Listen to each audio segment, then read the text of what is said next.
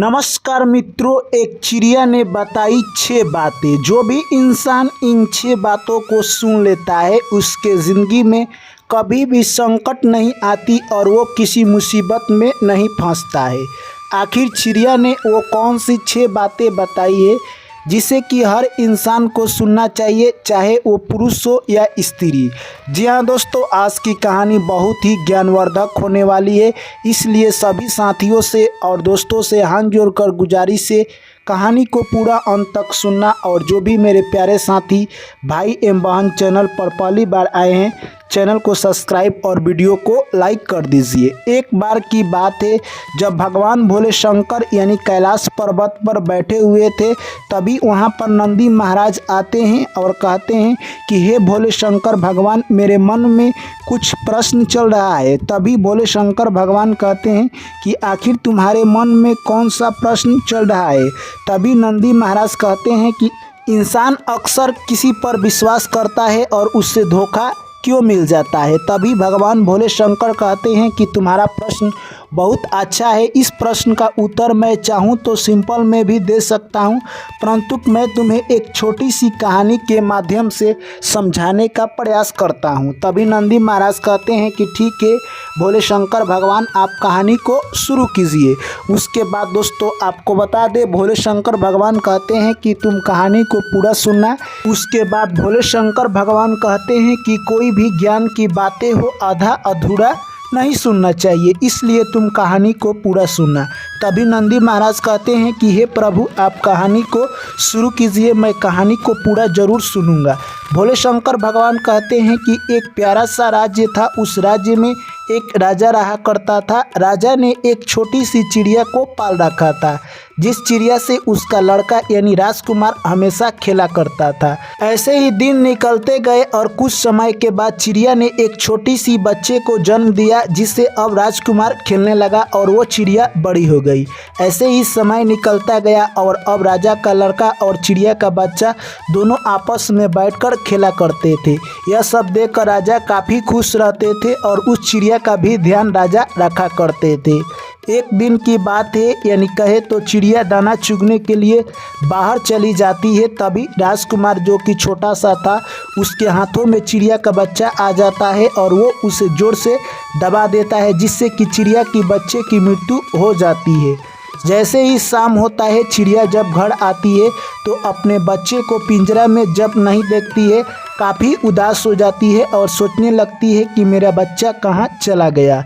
तभी उसे पता चल जाता है कि उसके बच्चे की मृत्यु हो गई है और राजा के लड़के राजकुमार ने की है। यह सब देखकर चिड़िया काफ़ी उदास हो जाती है और सोचने लगती है कि जिस घर में मैं रह रही हूँ उसी घर के लोग मेरा कातिल बन चुके हैं। इस तरह से वो चिड़िया राजा के लड़के के दोनों आँख अपने ठोर से मारकर फोड़ देती है, यानी कहे तो राजा के लड़के को वो अंधा बना देती है। यह सब देखकर राजा को काफ़ी क्रोध आता है और कुछ समय के बाद राजा यानी कहे तो अपने क्रोध पर काबू पाता है और सोचता है मन में कि मेरे लड़के ने तो उस चिड़िया के बच्चे के जान ले ली, परंतु चिड़िया ने तो मेरे बच्चे की सिर्फ आँख फोड़ी है। मेरा लड़का तो जिंदा है, यानी इसे मैं दोस्ती कर लेता हूँ और इस चिड़िया को फिर से मैं अपने घर में रखूँगा। तभी राजा कहते हैं कि तुम पुरानी बातें भूल कर आओ, अब हमारे घर में रहो, क्योंकि अब ऐसा गलती हमसे नहीं होगा। तभी चिड़िया कहती है कि कभी नहीं, जो भी एक बार विश्वासघात कर देता है उसके साथ दोबारा कभी भी विश्वास नहीं करना चाहिए, क्योंकि वो हमेशा मौके की तलाश में रहता है। जिस तरह से तुम्हारे लड़के ने मेरे बच्चे को मार दिया, अब मैं तुम्हारे घर कभी नहीं रहूँगी। वो राज्य जहाँ पर राजा यानी जिसका विवेक ना हो, उस राज्य में रहना यह अनुचित होता है, क्योंकि जिस राजा का विवेक नहीं है वो अच्छा और बुरा कर्म के बारे में सोच नहीं सकता है और उस राज्य की उन्नति रुक जाती है। ठीक उसी राज्य में रहना यानी कहे तो संकट के बादल के नीचे रहने के बराबर होगा, क्योंकि आप उस राज्य में रह रहे हैं जहाँ का राजा यानी मूर्ख है। और दूसरी बात, कभी भी अपने दुश्मनों पर विश्वास नहीं करना चाहिए, जिससे कि वो आपको विश्वास दिलाकर आपके साथ विश्वासघात कर सकते हैं और मीठी मीठी बातों में आपको फुसला सकते हैं। इसीलिए कभी भी ऐसे लोग पर पुनः विश्वास ना करें। तीसरी बात, कभी भी यानी वहाँ पर ना रहें जहाँ पर आपको क्षति पहुँची हो। अगर मैं यहाँ पर रहती हूँ तो आपके लड़के क्या पता मुझे ही किसी दिन मार सकता है, इसीलिए अब मैं इस घर में कतई नहीं रहूँगी।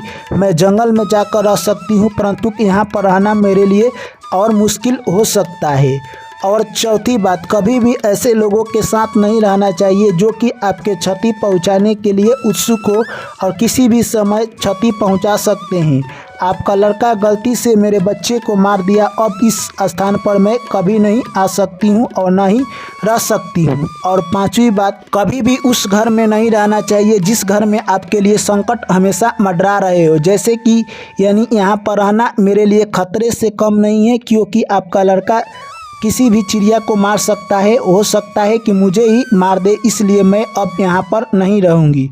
और छठी बात, कभी भी अपने गलती को दोहराना, किसी भी इंसान हो, जीव जंतु या पक्षी हो, उससे बड़ा मूर्ख इस धरती पर कोई नहीं हो सकता है। क्योंकि जो भी व्यक्ति अपने गलती को दोहराता है वो उसी जाल में फंसता है और उस जाल से निकलना उसके लिए मुश्किल हो सकता है। इसीलिए अपने गलती को कभी नहीं दोहराना चाहिए।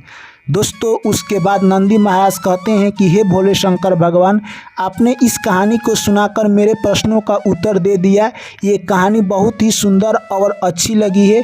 उसके बाद भोले शंकर भगवान कहते हैं कि जो भी व्यक्ति इन 6 बातों पर यानी विचार और अमल करता है वो अपने ज़िंदगी में कभी भी कष्ट में नहीं आता है।